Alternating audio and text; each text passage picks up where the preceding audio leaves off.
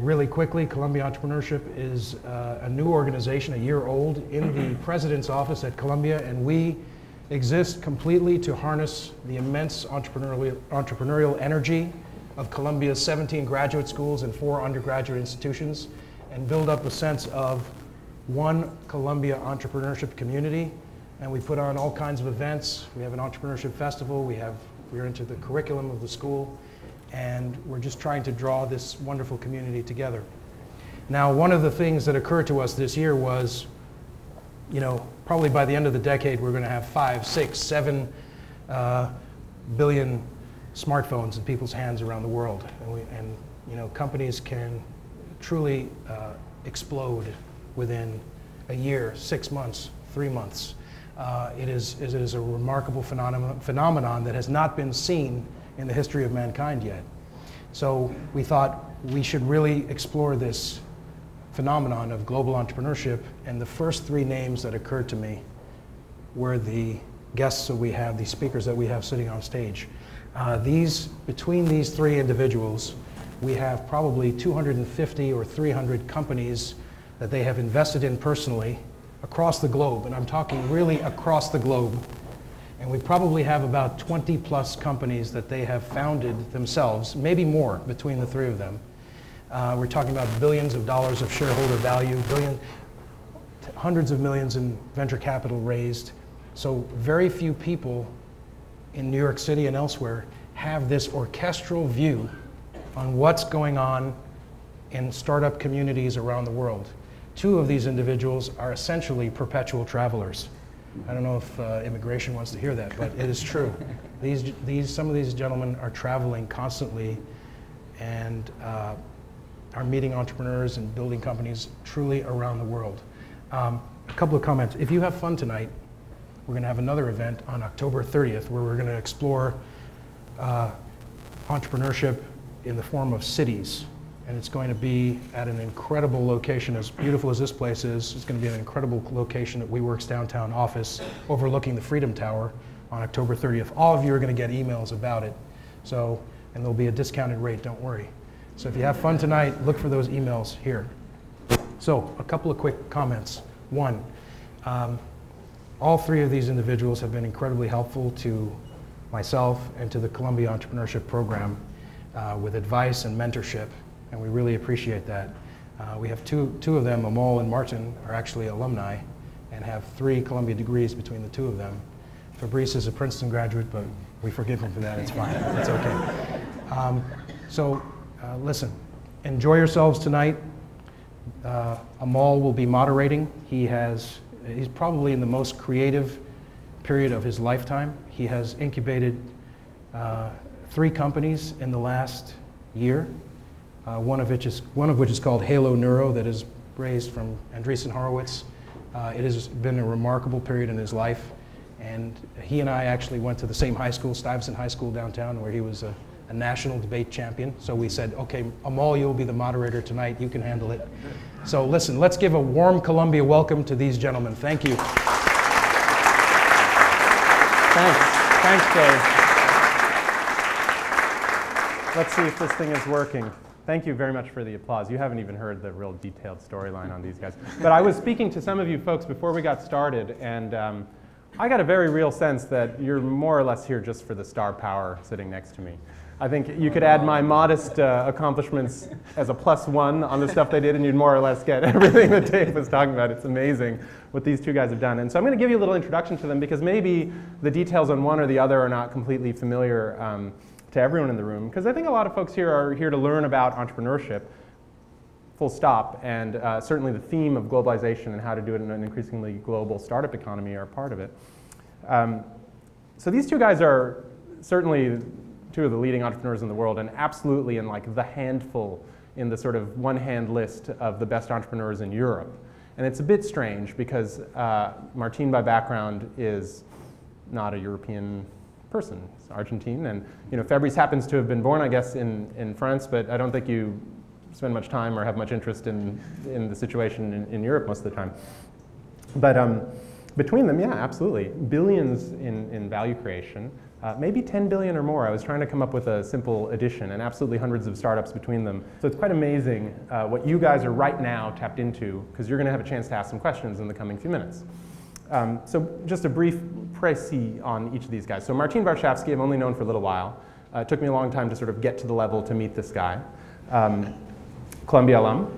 And we're going to hear a little bit about what you studied at Columbia and what you did immediately afterward, because I'm very curious how Columbia was a catalyst for you in the work that you did. Started, I think, entrepreneurially in New York. And probably the main bulk of the companies that you've built are in, it seems to me, I mean, there's this theme of communications and connecting people. In the late 90s, Viatel, which was an IP-based communication company that let people make long-distance calls using the internet. There was Jazztel, massive business around broadband for Spain. Ya.com, one of the first internet portals, major, important European business and acquired for a lot of money. And right now, probably running the biggest of them all with the most potential and many of the greatest accomplishments, and it's called Phone. Massive, massive Wi-Fi network with so many hotspots, it's really unreasonable. I think it's 50 times bigger than any Wi-Fi network you've ever heard of. 15 million hotspots or something like that. I don't know if it's coming close to 15. Million. Yeah, only 14 for the time being. So this is Martin. Sitting next to him is Fabrice Grinda. And now Fabrice, I'm fortunate I got to meet this guy earlier, but I haven't been able to keep my claws on the rocket ship over this last 10 years.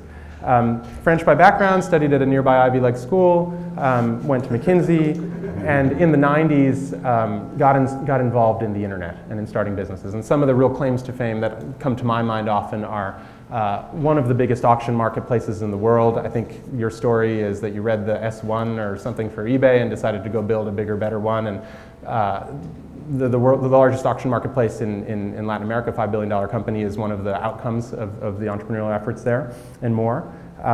You were the first US ringtone company. Back when cell phones, a ringtone was a new idea. This is the man that made it happen in America.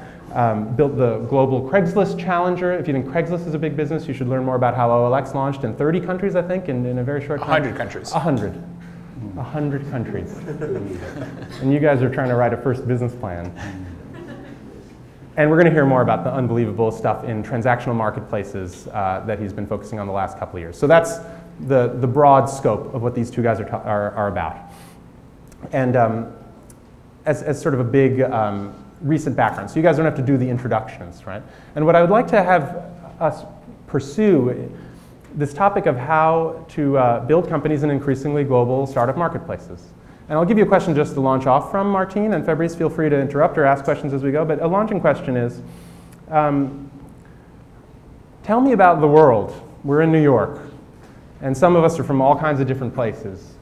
And you live in one of many places around the world at any given time. I never know what time zone you're in or what city you're in or which beach you're on, but you're somewhere. Tell us a little bit about the world. Tell us about New York as an entrepreneurial hub, but tell us about what you see globally. No, well, thank you for all the kind words and the introductions, and thank you all of you for being here, and I hope we can make it productive for you and that you leave this meeting feeling more excited about whatever project you're working on. Now, in terms of the world, it's interesting because the first generalization I could make is that the world has 24 time zones, but there's basically 3 that have over 80% of the GDP and activity of the world.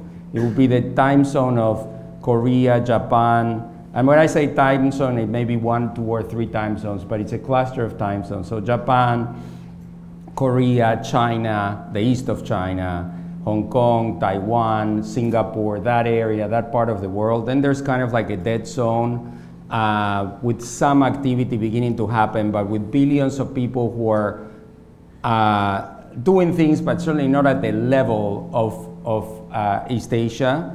Then you have the European time zone, where you have a GDP that is actually larger than that of the United States, slightly larger, but larger than the United States, and then you have the United States. And these are the centers of the world's GDP, let's say. But when you look at entrepreneurial activity is becoming quite random. And that is something that I am fascinated by, because when I started, it was Silicon Valley, Silicon Valley, Silicon Valley. And now there is more and more these random places where I mean, we were talking about Buenos Aires with a $5 billion company, Mercado Libre, that you would say, why come out of there? Why should it come out of Buenos Aires? You're talking about Helsinki, where people are building companies also in the billions. Stockholm, for sure. Well, you're talking about Alibaba that came out of nowhere, and Jack Ma has, rocketed into the top position. But people didn't expect it. Of course, some people expected it. Jerry Yang, Masayoshi's son, who had invested with him. But the general public was not aware of this coming. I think China will come up with more and more of these surprises for all of us. We already heard that China is the country where they have all these cities that are much bigger than Paris that you never heard of. And they have many of those, okay? And so I think the shift of reputation and activity will come a lot from there. Then there's a lot of extremely unusual, like Israel, tiny country with almost no people, who seems to be in perennial conflict, and yet incredible in innovation and startups and activity. And you're like, why Israel? I mean, hard to understand. But there's an incredible center of activity in Tel Aviv. So I think the world of GDP and the world of startups is diverging, and that there's an incredible opportunity to almost do your business wherever you are in the world, provided that you have linked to the financial clusters, which are Silicon Valley, London, and New York mostly. Actually, I think I have a slightly different perspective. I mean, there's clearly been an extraordinary democratization of the ability to create startups and the creation of startups. I mean, when Martina and I built our first startups, we needed Oracle databases. You need to build your own servers and have your own data centers. And so the cost of building startups was in the millions. And today, for basically no money, you can build anything. You can even build it on top of other people's software. If you're building an e-commerce company, you can use Magento. And so we're seeing that the cost of building a startup has gone down lower than it's frankly ever been in the history of the internet. But at the same time, so you're seeing startups pop up everywhere, and you're seeing more and more angel investors investing everywhere. So seed capital is available globally, entrepreneurs is available globally. But I still think that ecosystems matter. And it used to be only one ecosystem, which was Silicon Valley, but now you're seeing a few other ecosystems. I mean, New York, for instance, has become a very robust ecosystem in the sense that you have a lot of startups that are being built around the strength of the city. So a lot of the fashion companies are here, a lot of the advertising companies are here, a lot of the 3D printing and maker movement type companies like Etsy or Kickstarter are here, and a lot of fintech companies are here. But what I'm seeing is you need access to capital, and access to capital is not available. It's not all things being equal, right? It's not ceteris paribus. So you get seed money and entrepreneurs everywhere, and if your company reaches 100 million in value or 100 million in revenues or more, you get late stage capital that comes to you. So the Tiger Globals of the world will come and find you, and then you can go public and you can exit. But if you're in that middle zone where you've already had your seed money, and you're not yet worth 100 million, or you're not doing 100 million revenues, if you're not in Silicon Valley or Berlin or Beijing or New York, it's a heck of a lot harder to get capital. Series A capital, Series B capital, Series C capital has not yet been democratized for a whole bunch of reasons that we can reach. And so for the most part, I still think it makes a lot of sense to be in one of the main clusters and ecosystems. Let's make some actionable sort of suggestions for folks. So you're in New York, that's the good news. Congratulations. You probably are reminded of how good that news is every day of your life. It's a wonderful place to be, and it's a great place for building startups, clearly. Where else should people be thinking? So when I graduated in 1998 from Columbia College, everyone said well, they didn't even talk about startups, but if you wanted to do it, you had to go to Silicon Valley. So this is your point, right? And now you can be in a lot of places. So where? You mentioned some places. There are folks here from all of these places, I suspect, right? There are some folks here from Tel Aviv, I think. There are some folks from London. Those are two markets that we mentioned that are super hot. What are some other great cities to be in? Where should we be, Martin? Well, if you could pick up and go, where would you go? Berlin is a very interesting city lately because I think Berlin is developing a culture of great engineering. I think Germany in general is a country of great engineers. I recently joined the board of a key company in Berlin, Axel Springer, and I got a chance to meet more and more people, more entrepreneurs. And then as of last week, they got this $7 billion rocket internet IPO, $7-8 billion, that already puts you in the global map. I mean, I know some people say they don't like what the Samwer brothers do because they copy this, they copy that, but whatever they copy, they're copying pretty well to get that kind of valuation. And by the way, I personally know them, and I'm especially friends with Mark, and I think that what they did is great for Berlin. Whatever you may say about copying, not copying, this and that, and a lot of people in Silicon Valley getting upset at what they do. Let's follow copying a little bit more. Maybe, Fabrice, explain to us when you met Ollie and Mark in the 90s. Tell me what they were doing and what were some of your reactions. The first company they built, so they had spent a summer interning at eBay, and they decided to go and copy eBay. So they built a company called Alando, which was a copy of eBay, which they then sold to eBay. Funnily enough, not too surprisingly, and they did okay with that. Funnily enough, the second company they built was actually not a copy. They built a mobile content company. Actually, I copied them, so I copied the copiers. So my US company, which was Zingy, which was a ringtone company, was a copy of the company they had built.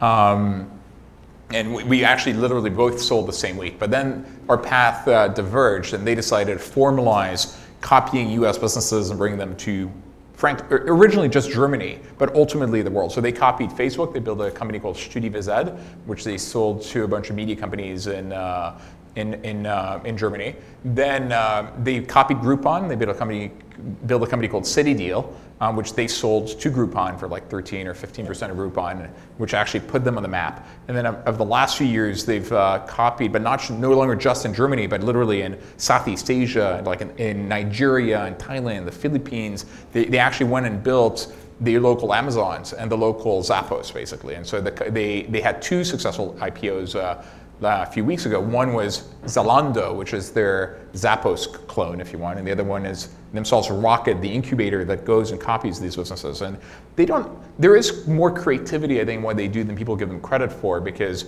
it's actually really, really hard to copy, especially imagine copying Amazon and trying to bring it to Nigeria, where you don't have payment systems, you don't have delivery systems. I mean, you need to build everything from scratch. And you need to find local suppliers that have good quality. You need to be able to deal with returns. You need to be able to deal with the local margins. So it's actually really, really, really hard what they do. And these guys are real execution about just machines. How hard it is to copy, because you keep saying copying, and that's sort of a humble and modest way to describe it, because that's what the critics describe it as, right? But in 1990, and this was a video that Fred Wilson circulated on Friday, there was an interview with Steve Jobs, and Steve Jobs was asked to respond to the question, and not really in a confrontational way, but everybody knows Apple stole the graphical user interface from Xerox PARC, right? And so in a friendly way, this question is posed to Steve Jobs. And in the interview, I think he makes a wonderful comment, right? So he doesn't even demean the copying topic, but he says, yeah, I went to Xerox and I saw what they were doing. And they had done about 50% of the research. There was some really cool stuff there about a graphical interface and all that, but then we went back to our office and we found out there were no menus. Like, how do you even get a menu in this thing we had seen? And then a long list of other engineering questions and challenges. You were just itemizing them one by one by one. No, but look, as humans, we stand on the shoulders of our forefathers. I mean, we're not reinventing the wheel. I mean, Facebook was not the first social network. They happen to be the best social network. Google was not the first search engine. I mean, Alta Vista, Excite, et cetera. They happen to be the best search engine. And so even in the US, you have this iterative process of building better and better startups. And most of the companies that ultimately won were never the first ones. They just ended up being the best ones, and people are keeping iterating. I mean, last year I launched a car site, which is a next generation end-to-end car site called BP, which helps, which basically allows you to sell a car in 4 clicks, allows you to buy a car, and like everything is done for you. We got 20 clones in the US already copying us. And so it's not just it's not a global only phenomenon. Even in the US, you launch a startup, immediately 20 other people are doing the same thing. But the real genius is not usually in the idea, it's actually in the execution. I mean, it's Edison who famously said that genius is 1% inspiration and 99% perspiration. And I actually think he was exaggerating in the inspiration part.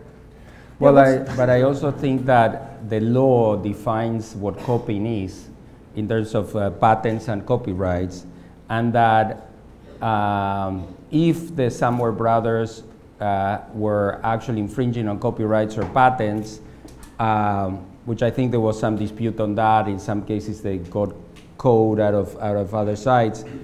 There is a line, at least a legal line, that says if you infringe on somebody's patent, you infringe on somebody's copyright, that just it's illegal. Never mind if ethical or not. I think so long as you stay within the boundaries of what's legal and you don't do that, then I tend to build businesses that maybe are more based on our original ideas, like Phone, for example, which I filed a patent for Phone that you share Wi-Fi at home and you roam the world for free connecting to other people who share Wi-Fi with you. But Comcast copied us in the United States. And then sometimes you wonder, and they copied exactly our model, right? And you say, well, should we pursue the patent or should we help create an ecosystem where we play part and we're not the only one? So sometimes these copycats get the environment going, and maybe a lot of people who are inclined to have more original thinking, they can still get a job and get trained at Rocket Internet. Then they can leave Rocket Internet, they can be part of a stock option plan, they can leave with some capital, and then they can go and create their own more original patent-based businesses if they so wish. So overall, I think the ecosystem benefits from inspiration. Everybody gets inspiration from everyone else. For example, I got inspiration at Phone from the open Wi-Fi movement. I mean, there were a lot of people saying you should just leave your Wi-Fi open. But what we did is we said, not enough people will leave their Wi-Fi open if there's not a quid pro quo. So we created this quid pro quo, sort of this global federation of Wi-Fi routers who share Wi-Fi. But it was an innovation based on the concept of sharing Wi-Fi, which we hadn't invented. So yes, all innovation rests on some other innovation, but there is a line, which is a legal line, and it's the one you shouldn't cross. So there's two themes here that are really relevant to globalized startup communities. One of them is you invent something. It's amazing, everyone knows it. And then you've got a race to be the global champion, right? And you feel this pressure every day. You were launching Phone and there was this guy here and this guy there and you want to be bigger, bigger, bigger. And then the reverse version of this is, well, you know, your family's from Kazakhstan and you're studying at Columbia and you're in some entrepreneurship class and you hear all these amazing ideas and you think, no one knows me here, I can't do anything here. Maybe I go back to Kazakhstan. Maybe I have some opportunities there, but I need to select the right idea. Here I'm learning about how to implement it. And these are both things I'm interested in, and we'll explore them now in the next few minutes a little bit. And I'm curious, Fabrice, about selection of the right idea, the right market. Is the market ready? How do you know? What are the themes that help you frame down? I mean, every single day there are 100 companies raising significant amounts of capital that have momentum. Everyone knows it. And earlier than the capital, there's the traction emails that are going around, oh, everything's on fire and we're growing so fast. Which one? What is the idea? What's the discovery that you take and transpose into the market of your choice? How do you do it? Sure. So I mean, I've actually kind of stopped doing the transposition of business models because I'd actually rather build new innovative things in the US. So my current theme is actually business model innovation, but regardless, I need to pick an idea. And so every time I finish or sell the previous company, I need to pick the new idea. Or when I get about 100 inbound deals a week of people who want me to invest in their companies, and I decide whether or not it's a good idea. And so I came up with a set of rules or heuristics that actually have served me reasonably well over the years that allow me to pick whether or not an idea is worthy of consideration or not. And it's basically 9 business selection criteria. One is like, is the market big enough? And so I actually Guys, you're about to hear a very famous list of 9 business selection criteria. If you have your iPhones, you should be starting to write down. Yeah, they're all my blogs, so you don't necessarily need to worry about writing them down. But like one is, you know, is there a $1 billion revenue opportunity? Which in my case, which really means is there a $20 billion market in there or a $10 billion plus market? Because it's as hard to build a small company as a big company, so might as well build a big company. Not to mention it's easier to attract people, it's easier to attract capital, et cetera. Two is a personal choice, but what is the business model? I'd like to know who I charge, how much I'm charging, what the gross and net margin structure is. Investors typically think that a business is good if your customer acquisition cost is at least half the net contribution margin per customer for the first 18 months. So if I think through what the theoretical gross and net margin of the users are, is there a business there? And there are many businesses that launch with no business model, from Instagram to Google, that ended up doing very well, but the 5-year survival rate of a startup is like 5%, and the 5-year survival rate of a startup that launches without a business model is about 0.01%. So that's a 500x multiple, and I'd rather have it in my favor. Number 3 is, how capital efficient is the business. So we happen to live today in reasonably frothy times, and capital is reasonably available. But if you need more than $1.5 million or $1 million in seed money, and more than like 5 to 10 million in Series A money, and it's probably not an idea that's suitable for a startup. I mean, if you need $100 million just to get started, well, if you're Elon Musk and you've made that money before and you can put your own money on the table, that's fantastic. But if you, otherwise, it probably fits better within the R&D budget of a larger entity. I mean, given our capital constraints, especially if you're coming out of business school or you've worked for a company for years, maybe you have 100K saved, maybe you have $500,000 saved. But if your company needs 100 million, no one's going to write you a $100 million check up front. So capital efficiency, and I'll go faster through the next few. I mean, I like scalable businesses. I mean, there's nothing wrong with a company, let's say like Walmart or Starbucks, but to grow, they need to open new stores. And our competitive advantage typically is managing really smart people and small groups of really smart people, and not managing millions of people. And so I'd rather be in a business where the number of employees I need to go from 1 million in revenues to 100 million revenues to 1 billion in revenues is not all that different.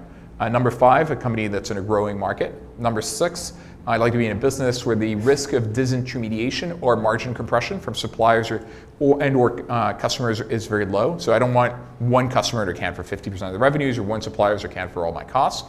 Number 7, an idea that's in a rising market, because a growing market, because a rising tide raises all boats. Number 8, an idea that I know how to execute. And number 9, an idea that I like. I mean, I know a guy who built a $1 billion company that was making widgets or that were like holding the wheels in the airplanes, and it's and I'm very happy for him to that he makes that job, that those wheels and those widgets, and that it works. But I wouldn't want to wake up in the middle of the night like, or those nuts, being built correctly. It wouldn't interest me enough. And so, and those heuristics have served me well. But that said, once you've selected the idea, it's all iteration, it's all execution. And execution really is iteration. It's like throwing stuff on the wall and seeing if it sticks. And like, so let's connect on this theme of ideas a little bit longer, right? And I want to offer Martine an experience that was, I would say it's one of the more important experiences in my life. And David kicking it off, saying I'm in some kind of amazing period. Maybe this is the start of it. So you were kind enough to invite a bunch of people, and Fabrice was there to your house, and so we're hanging out at your house, and there's this long program. It's several days, and we get there, and there's nothing on the actual program.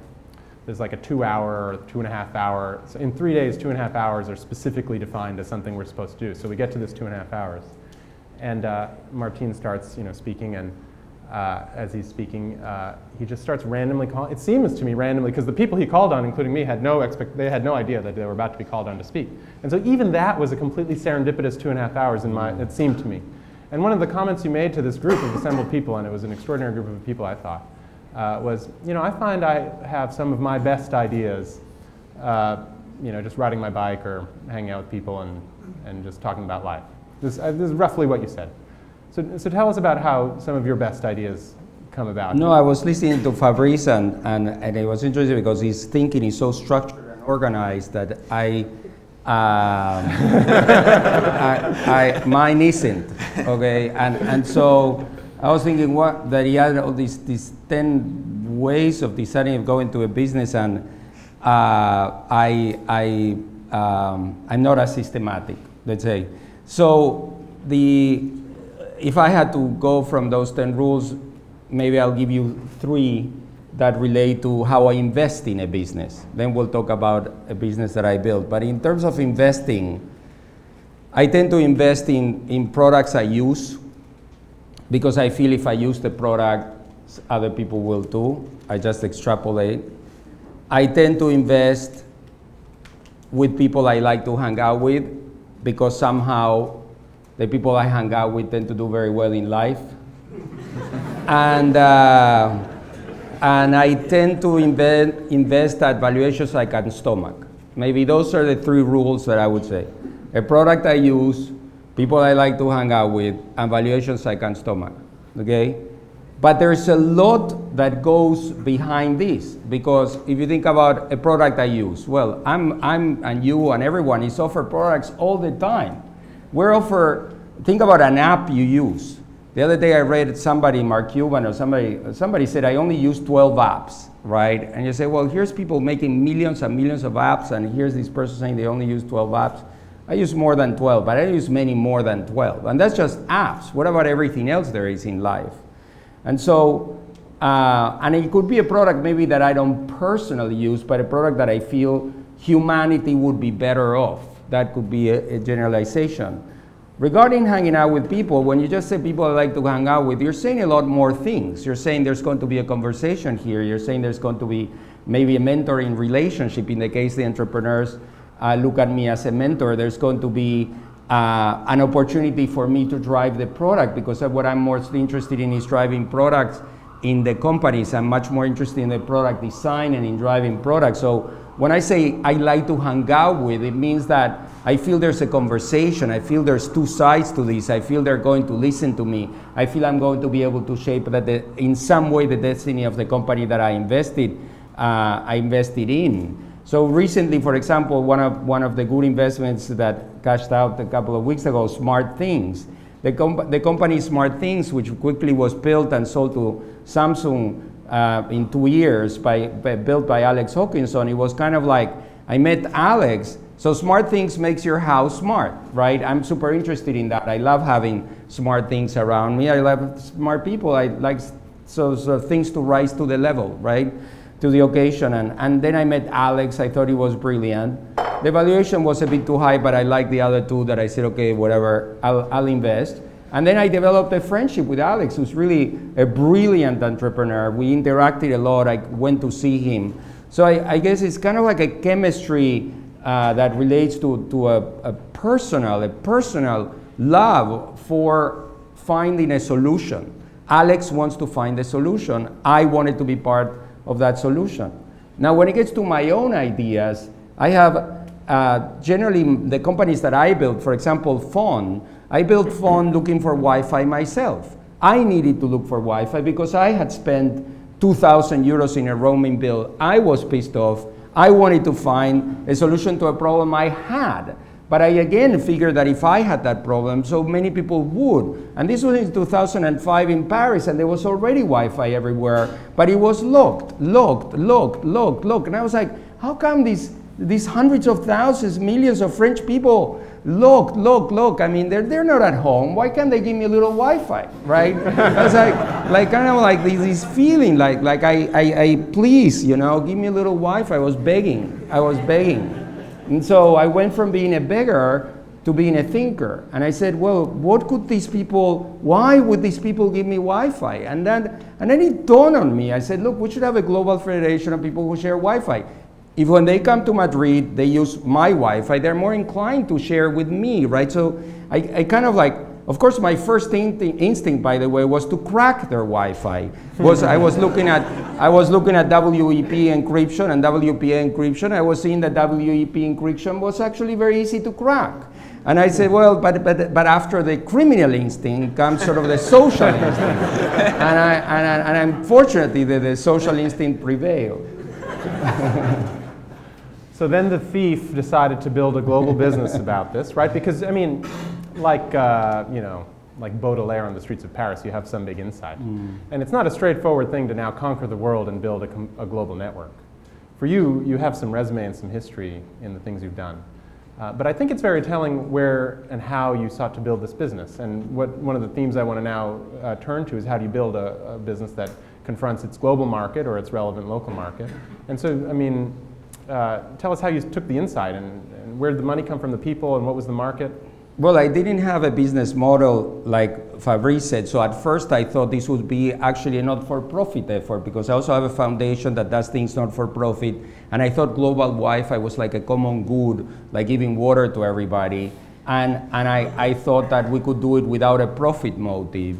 And I started with this concept that people could download firmware into their routers and change the behavior of their Wi-Fi routers to send two Wi-Fi signals, one for them, one for the general public, one encrypted, one open, and they could just share Wi-Fi that way. And it was an interesting period because we started trying to hack into Wi-Fi routers to do this, but there were very few routers that were actually able to do this. Most routers had very little RAM, very slow CPUs, they were not hackable. And so then we realized that we had to build special routers that did this. So we found Linksys actually made a router that could do this, but they would sell it for too much money. It was sort of a router sold to hackers and whatever. Martin, was this the stage where you raised external capital to now start pursuing a more complex product idea? Did you? No, yeah. So what happened is we grew that way of people hacking routers, but we grew enough to call on the attention of the people who are now my partners, Google, Microsoft, which was then Skype, which was then bought by Microsoft, or Janos and Nicolas, who are now on our board, were attracted by the idea. And so this idea of having Wi-Fi everywhere resonated with a lot of key people. Skype wanted to see Wi-Fi everywhere. Google wanted to see Wi-Fi everywhere. And so I went to first see the London offices of these companies. Then I got invited to the Silicon Valley offices of this company. And then I got a meeting with Sergey, one of the co-founders of Google, in which they were trying to put Wi-Fi everywhere the old-fashioned way, like to put routers on light poles and to just, and they had come up to incredible capex, very high capex costs of building Wi-Fi the traditional way. And so Sergey was very intrigued by the idea. At that point, Chris Sacca, who became a very well-known investor since then, was very much opposed to this idea. There was a debate, and then Google decided to pursue both ideas. They decided to pursue the Wi-Fi everywhere, the traditional way, and the Wi-Fi, the phone way. And for quite a while, it was a very difficult thing to pull off. And it was a very difficult thing to pull off, not because we couldn't get going, but there wasn't enough demand until the iPhone came out. And when the iPhone came out and everybody had Wi-Fi in their pocket, that's when demand really took off. Android, of course, really took off. And we almost went bankrupt along the way.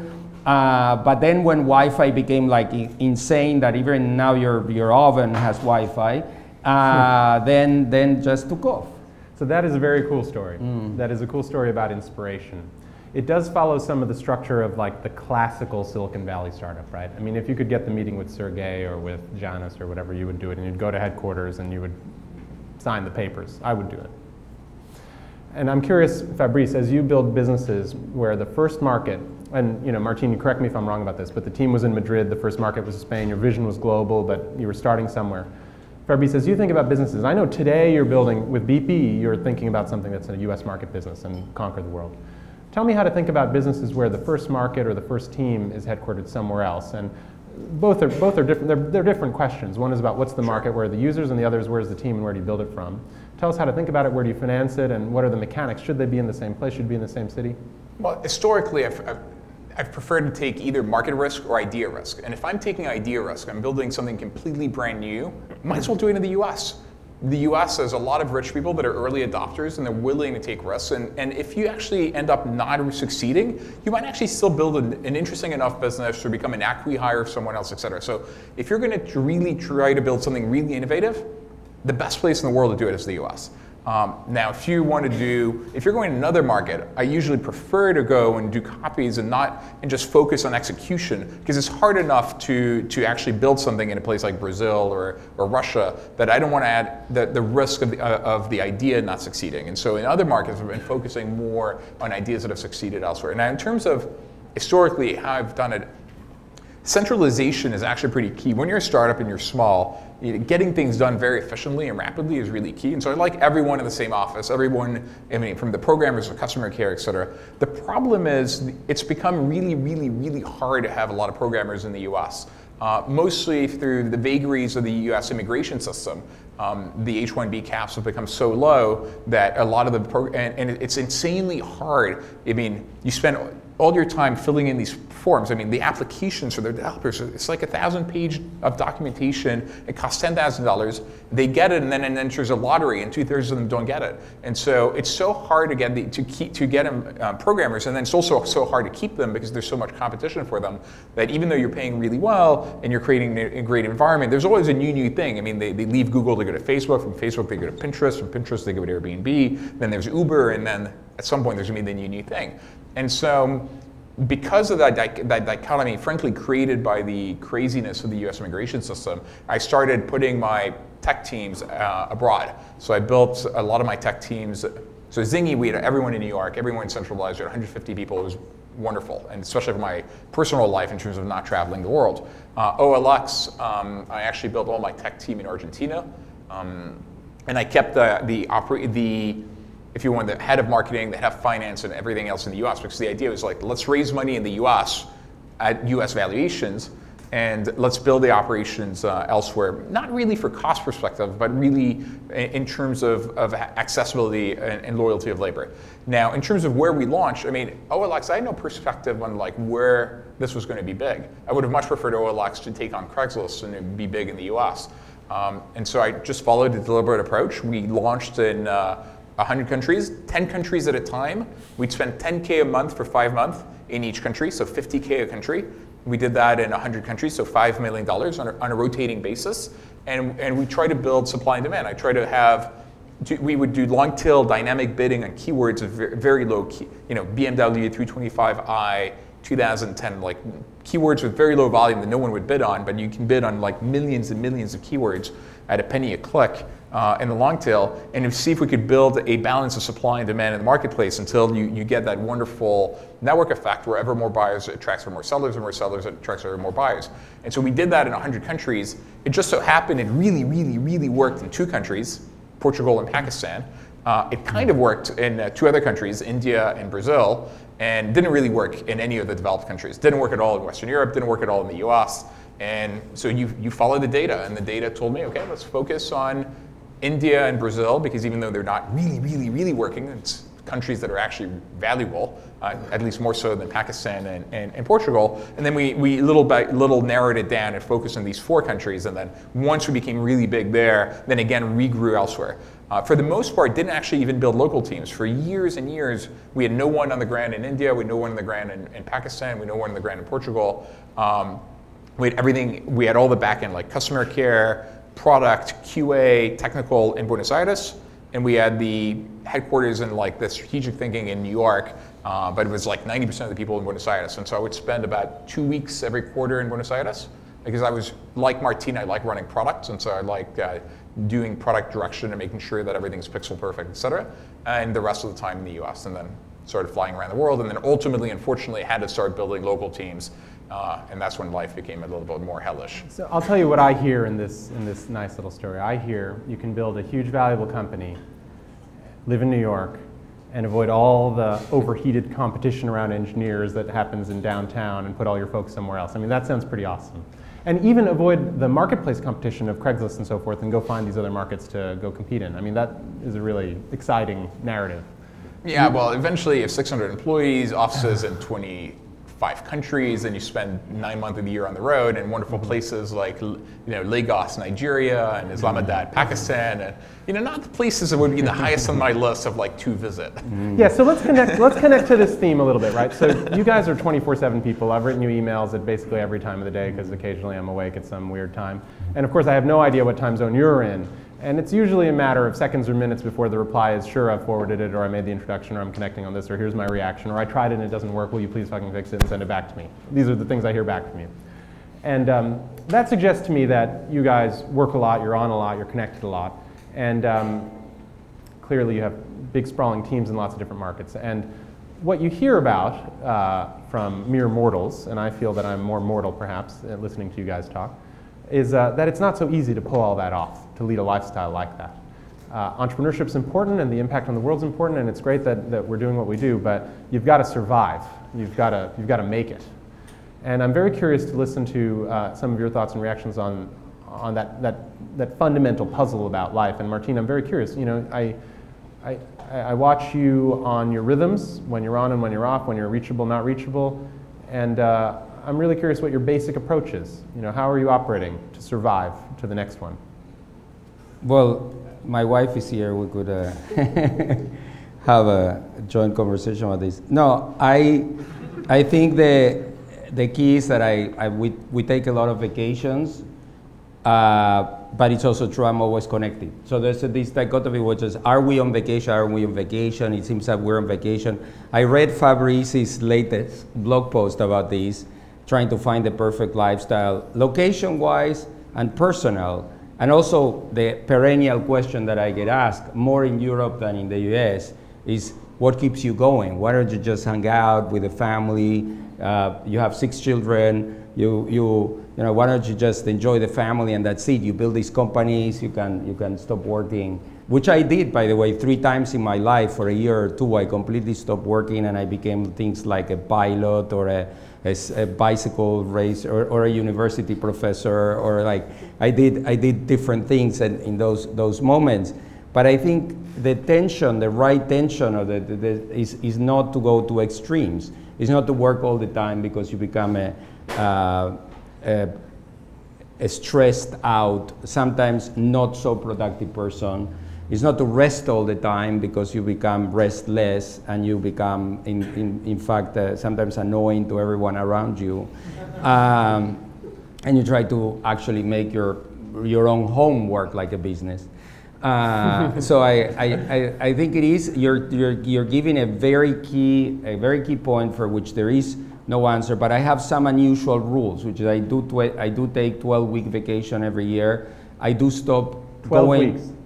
Yes, 12 This weeks. is the European norm times 2. No, it's more than that. So we're a lot on vacation, but actually not connected only 1 week a year. So again, it's vacation, but I'm connected, I'm answering, I'm thinking, I'm writing, but it all happens in very nice places.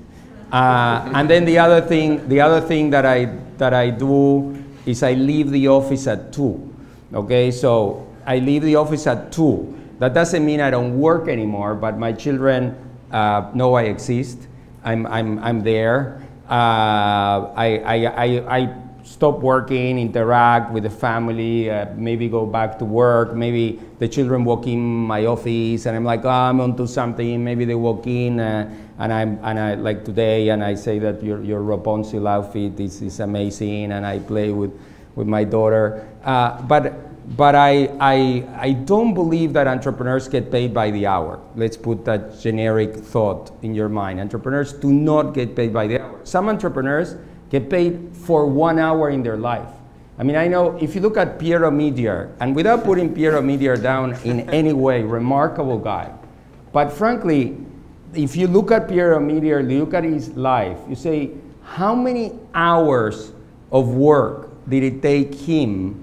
And he himself will tell you, it's not that he had the idea, he got it going, he got Meg Whitman, it is like... You're speaking about eBay. It is Piero Midyar of eBay. It is, and then eBay and Meg Whitman, they had the brilliancy of buying PayPal, right? The PayPal, a company made out of some of the smartest people in the world.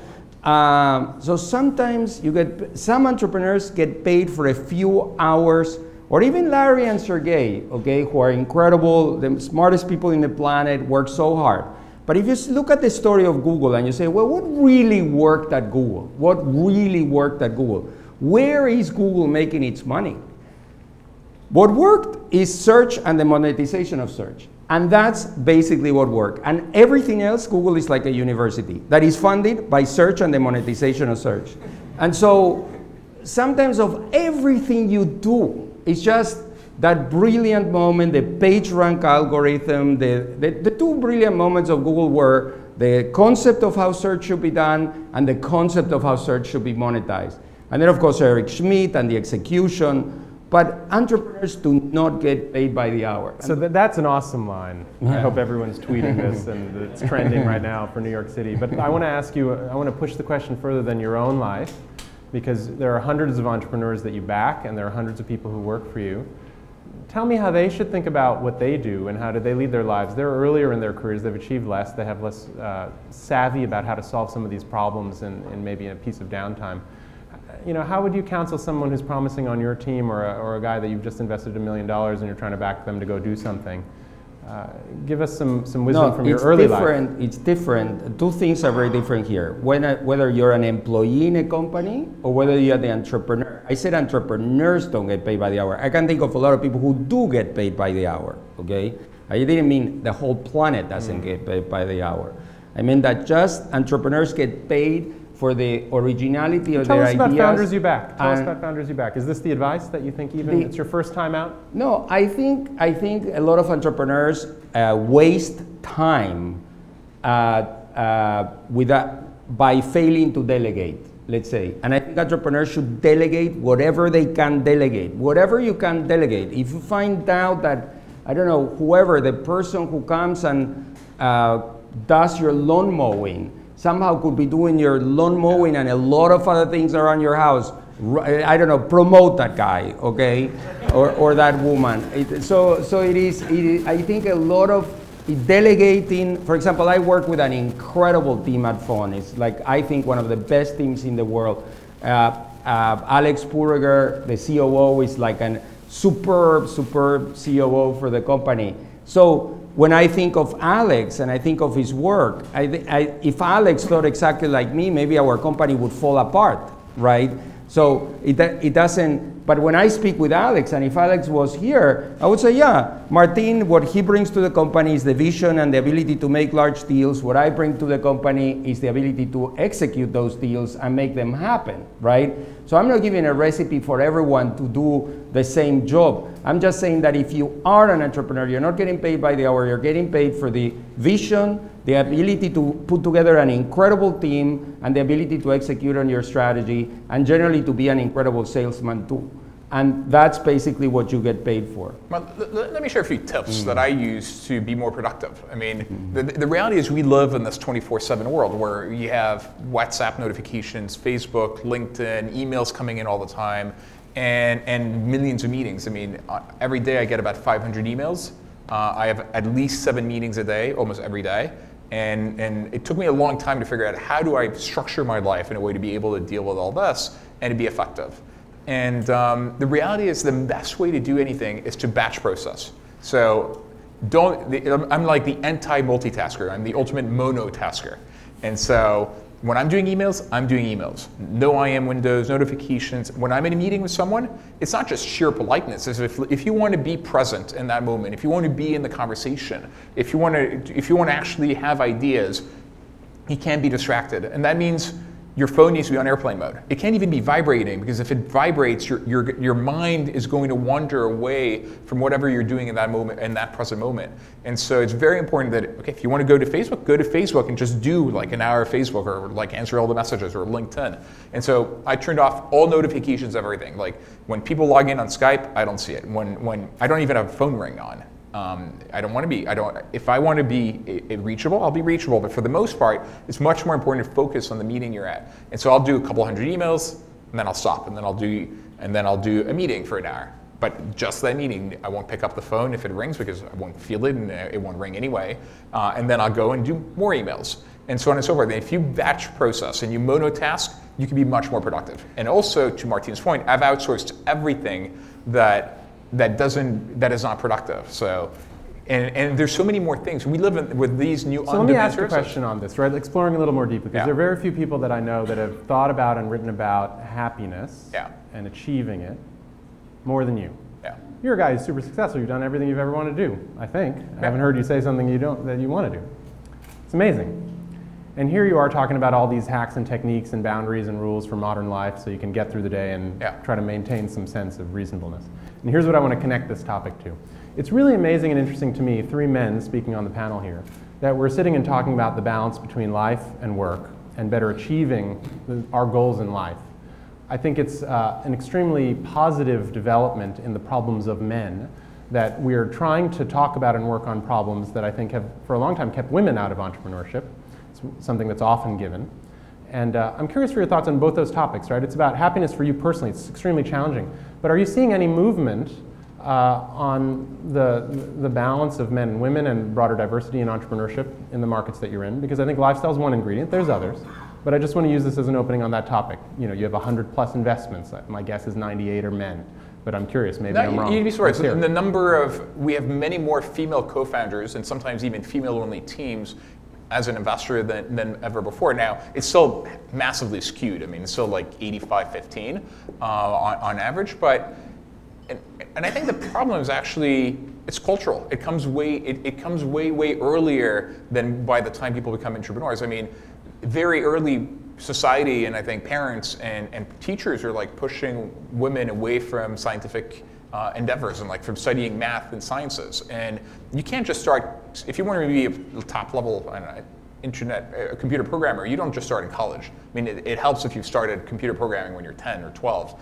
And at the same time, I find that as a society, we've been overprotective, and I find like parents, like they'll tell the girl to stay inside, and as opposed to, and the boys are going to go and take risks. And being an entrepreneur means you fail on a permanent basis. People say no to you when you're raising money all the time. Most ideas you try fail. Most product ideas fail. And so you need to be able to deal with rejection and failure. And so it helps that if you're in an environment where even when you were young, you were failing in a safe way. And I think culturally, both teachers and parents have not historically given the chance for women to fail in a safe way when they were kids. And so it makes it harder. I mean, imagine you come out of Columbia and you've done very well, and then you go work for McKinsey or Goldman, or you're in a law firm, and at that point in life, you've never failed in life. And then you go into a startup, and it's really, really hard. I mean, you're facing constant rejection, you're facing constant failure, and if you haven't been ready for it, if you haven't had the grit and the tenacity to just struggle through things, it makes it really, really hard to be there. But I think it's changing. As more and more women role models are appearing, as society is realizing that being an entrepreneur is really cool, and frankly, a heck of a lot more fun than anything else you do, because we're not paid by the hour. I mean, we don't want to be a drone, you know, in a law firm. Yeah, none of us do. I mean, that's super optimistic and positive, the message I hear from you. And Martina, I'm interested in your thoughts. I mean, you have daughters, I have daughters. What are your hopes and aspirations for them? How will the future be different than the recent past? Well, one of my daughters is an entrepreneur, but I was also thinking here in this room, there's an entrepreneur I backed, Elizabeth de los Pinos, who was a student of mine and is now a great entrepreneur. And there are many women entrepreneurs who are kicking ass. I was looking at the gender diversity in this room, and it's pretty balanced, I would say. Maybe a few more men, but pretty balanced. That means the interest in entrepreneurship is pretty balanced. I think there is a subject matter that attracts men more than women. I would say the biological, biomedical, biology, medical field tends to have more women compared to engineering. Hardcore engineering tends to have more men. But I think it takes men and women to fix all the problems in the planet that we have. I think I was reading a study yesterday, actually a Stanford study, that surprised me a lot, because there's a lot of conversation where people say women make 77% of what men make in the United States, but the Stanford study showed that the number was 90-something, and women were completely closing the gap when you adjust it by hour work. So what they had done is they had done a study. How much money do all women make and how much money do all men make? And they said 77. But then when they looked at hour worked, it was like 92. So there's still a gap. Women are discriminated against. There's still prejudice. But the feminist movement has made incredible progress, I would say, in the last 50 years. And the gap is closing. And in a lot of things, women are overperforming men by a lot. We have a gender balanced family, 3 boys, 3 girls. So we are there. Took a lot of genetic engineering, no, just luck. That is awesome. Everybody, please help me thank these 2 guys for an unbelievable discussion. Thank you.